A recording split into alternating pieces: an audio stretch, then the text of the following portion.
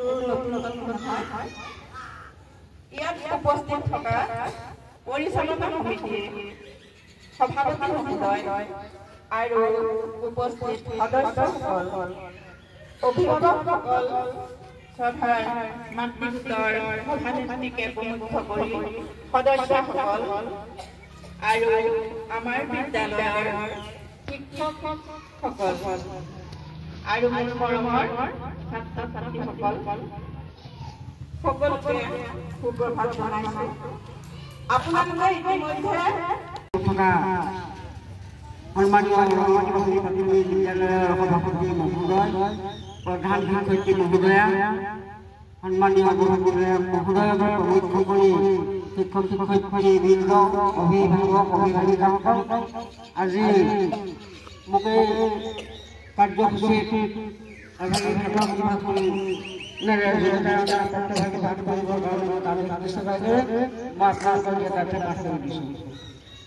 বাপুজী প্ৰাথমিক বিদ্যালয় ৰঙামাটি কেন্দ্ৰীয় শিক্ষা খণ্ড গোলাঘাট সাধাৰণ সম্পাদক প্ৰতি শ্ৰীযুত দিবাকৰ বৰ্মন, সহকাৰী অধ্যাপক, মেলামৰা মহাবিদ্যালয় মেলামৰা, শ্ৰদ্ধা জনাইছোঁ।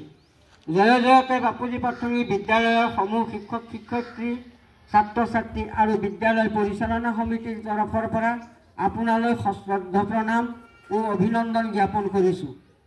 চৰকাৰীভাৱে আয়োজিত বিদ্যালয়সমূহৰ মানদণ্ড নিৰূপণৰ কাৰ্যসূচী গুণোৎসৱত এগৰাকী বহিমূল্যায়ক হিচাপে আপোনাক আমাৰ বিদ্যালয়লৈ সশ্ৰদ্ধ আদৰণি জনাইছোঁ। আমাৰ বছৰজোৰা প্ৰচেষ্টা আৰু আপোনাৰ আন্তৰিক সহযোগিতাত আশা কৰিছোঁ আজি এই গুণোৎসৱৰ কাৰ্যসূচী সফলভাৱে ৰূপায়িত হ'ব। শেষত বিদ্যালয়খনিৰ সৰ্বাংগীন বিকাশত আপোনাৰ বিচাৰ গধুৰ পৰামৰ্শ কামনা কৰিছোঁ হওক। ইতি শ্ৰী কুখেন ৰবি দাস, সভাপতি বিদ্যালয় পৰিচালনা সমিতি, শ্ৰীমতী মেঘালী দেৱী, প্ৰধান শিক্ষয়িত্ৰী, বাপুজী প্ৰাথমিক বিদ্যালয়, দিনাংক 20/1/2025। ধন্যবাদ।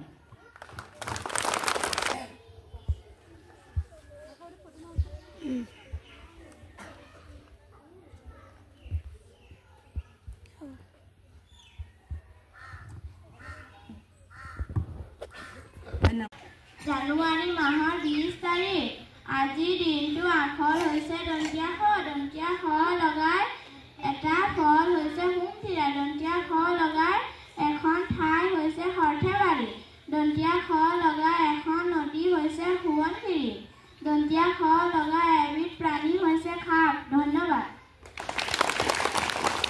জ্ঞানতকৈ পবিত্ৰ বস্তু এই জগতত একো নাই, এই কথাষাৰ আনন্দ চন্দ্ৰ আগৰৱালাই কৈছিল।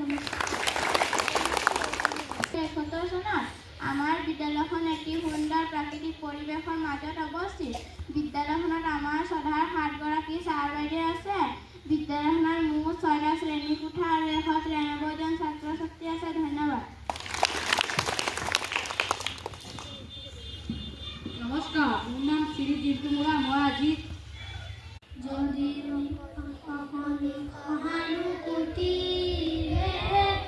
ভাবিব কোনে নোখোৱা সমলীয়া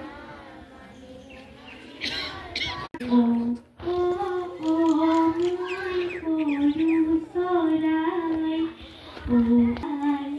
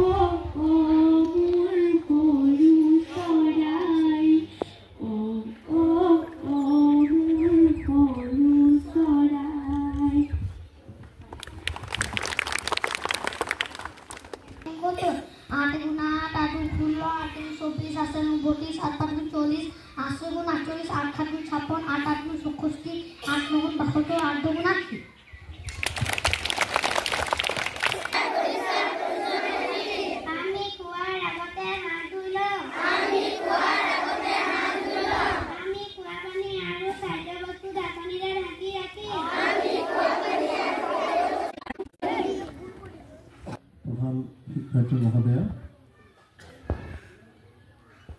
উপস্থিত পৰিচালনা সমিতিৰ বিষয়ববীয়াসকল, লগতে মাতৃগোটৰ সদস্যসকল আৰু উপস্থিত অভিভাৱকসকল আৰু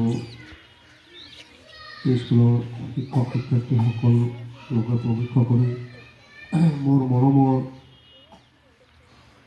ছাত্ৰ ছাত্ৰীসকল,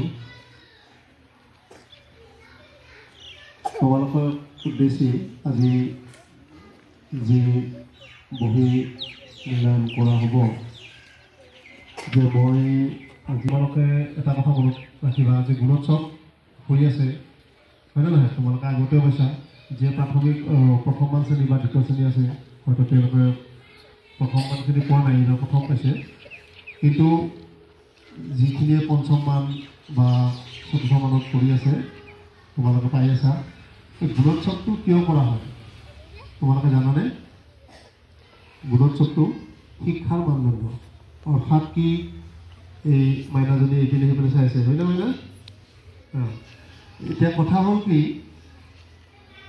তোমালোকে আজি স্কুলত পঢ়ি আছা, হয় নে নহয়? তোমালোকে ডাঙৰ ডাঙৰ মানুহৰ নাম শুনিছা নে নাই? শুনিছা, কিতাপত পঢ়িছা, হয় নে নহয়? আমাৰ ধৰা কি শুনিছা, আমাৰ মুখ্যমন্ত্ৰী, শিক্ষামন্ত্ৰী, ৰাষ্ট্ৰপতি, প্ৰধানমন্ত্ৰী, হয় নে নহয়? ডাঙৰ ডাঙৰ খেলুৱৈ শুনিছা নে নাই? নাম খেলুৱৈৰ নাম ক'ব পাৰিবানে কোনোবাই? ডাঙৰ খেলুৱৈৰ নাম? হা, আমাৰ গোলাঘাটৰে আছে, পাৰিবানে? লাভলীনা নাম শুনিছানে? লাভলীনা নাম শুনিছানে? শুনা নাই? হা, শুনিছা, হয় নে নহয়? তোমালোকে ক্ৰিকেট চালে ক্ৰিকেটৰ নাম বা এইবিলাক মানুহ যে হৈছে, হয় নে নহয়? বৈজ্ঞানিকৰ নাম হৈছে APJ আব্দুল কালামৰ নাম শুনিছা, হয় নে নহয়? শুনিছানে? ৰবীন্দ্ৰনাথ ঠাকুৰ, মহাত্মা গান্ধী, হয় নে নহয়? আমাৰ আনন্দৰাম বৰুৱা, হয় নে নহয়? এইবিলাক নাম শুনিছা? এইবিলাক মানুহ যে হৈছে, এইবিলাক ডাঙৰ ডাঙৰ মানুহ, আমি সন্মান কৰোঁ। আমাৰ কিতাপত লিখা আছে, তোমালোকে কিতাপত পঢ়িছা, আমি পঢ়িছোঁ, হয় নে নহয়? এই ডাঙৰ ডাঙৰ মানুহবিলাক কেনেকৈ হৈছে? তেওঁলোকে পঢ়িয়ে হৈছে, হয় নে নহয়? তাৰমানে কথা হ'ল কি, পঢ়িব লাগিব। পঢ়া মানে এইটো কথা বুজাইছে যে কিছুমান ক্ষেত্ৰত তোমালোকে এটা কথা মনত ৰাখিবা যে কিছুমান ক্ষেত্ৰত পঢ়াটো কম থাকে, কিন্তু কি থাকিব, বেলেগ ক্ষেত্ৰত আগবাঢ়ি গৈছে। তোমালোকে ডাঙৰ হ'ব লাগিব, তোমালোকে দেশখন চলাব লাগিব, লাগিব নালাগে? গতিকে এই তোমালোকে কিমান পঢ়িছা, কেনেকুৱা পঢ়িছা, হয় নে নহয়? এইবিলাক চাবলৈ বঙালীয়ে পঠাই দিছে। তোমালোকে স্কুললৈ সদায় আহিবা। ইয়াত কিছুমান ল'ৰা ছোৱালী আছে স্কুললৈ আহিবলৈ টান পায়, হয়তো তাৰমানে, হয় নে নহয়? কিছুমান ৰেগুলাৰ আহে, কিছুমানে নাহে। স্কুললৈ সদায় আহিবা, পঢ়িবা। আমি যেতিয়া কিতাপ পঢ়িম তেতিয়াহে জানিম, হয় নে নহয়? তোমালোকে কেইটামান কথা মনত ৰাখিবা, তোমালোকে যিয়ে নকৰা, খেল ধেমালি যিয়ে নকৰা, হয় নে নহয়? তোমালোকে সদায় কি কৰিবা, মা দেউতাই যিখিনি কথা কয় সেই কথাখিনি মনত ৰাখিবা। শিক্ষয়িত্ৰীবিলাকে যি কয় ডাঙৰৰ কথাবিলাক শুনিব লাগে, লাগে নে নালাগে? ৰাতিপুৱা সোনকালে উঠ বুলি ক'লে মা দেউতাই উঠিব লাগে, হয় নে নহয়?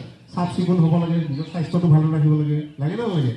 স্বাস্থ্য ভালে থাকিলেহে পাৰিবা, হয় নে নহয়? এই চাফ চিকুণটো নাচালা, এইটো চাই নে, নখ চখ চাই নে, সেইটো নাচালা? হা, চাবা, পাছত চাবা। আচ্ছা, কথা হ'ল কি, স্বাস্থ্যটো ঠিকে ৰাখিবা। আৰু সদায় এটা কথা মনত ৰাখিবা, তোমালোকে সৰু সৰু আছেতো, প্ৰত্যেক দিনৰ কামটো প্ৰত্যেক দিনে শেষ কৰিব চেষ্টা কৰিবা। কথাটো বুজি পাইছা? যে আজি যিখিনি মই পঢ়িব লাগে, ধৰা দেউতাখন আজি মুখস্থ কৰিব দিছে, আজিয়ে মুখস্থ কৰি শেষ কৰিবা। প্ৰত্যেক দিনৰ কামটো যদি প্ৰত্যেক দিনে কৰি থোৱা, তেতিয়াহ'লে তোমালোকৰ, মই বিশেষকৈ সৰুখিনিয়ে বুজি পোৱা নাই, ডাঙৰখিনিৰ কথাটো কৈছোঁ, বুজিলে নাই? যে তৃতীয়, চতুৰ্থ, পঞ্চম শ্ৰেষ্ঠ, যে আজিৰ কামখিনি এইটো তোমালোকৰ নহয়, মই কৰিলেও বা আমি ডাঙৰ ক্ষেত্ৰৰ কাৰণে ভাল। আজিৰ কামখিনি যদি আমি আজিয়ে কমপ্লিট কৰোঁ, শেষ কৰি থৈ দিওঁ, কালিৰ কাৰণে চিন্তা কৰিব নালাগে। আৰু আজিৰ কামটো মই যদি শ্ৰেষ্ঠভাৱে কৰোঁ, আজিৰ দিনটোৱে মোৰ জীৱনৰ শেষ দিন বুলি কাম কৰিব লাগে। বুজি পাইছানে নাই? মই কাইলৈ কি হয় নাজানো, আৰু মই আজি শেষ দিন মই এনেকৈ ধৰণে কৰিব লাগে কামটো, যাতে কাইলৈ নাথাকে। তোৰ মোৰো নেভাৰ কাম বুলি কয়, অহাকালি কেতিয়াও নাই দেই। এইখিনি কথা মনত ৰাখিবা। মা দেউতাৰ কথা শুনিবা, শিক্ষক শিক্ষয়িত্ৰী ছাৰ বাইদেউবিলাকে যি কয় সেইবিলাক শুনিবা, কিতাপ পঢ়িবা দেই, হ'ব? ভাল কৰিব, আৰু তাৰ কাৰণে যথেষ্ট চৰকাৰে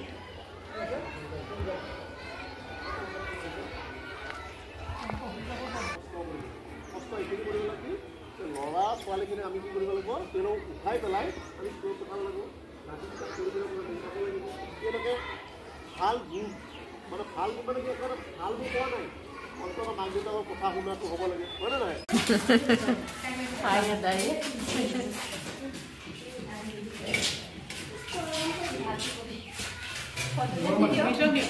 Gomini,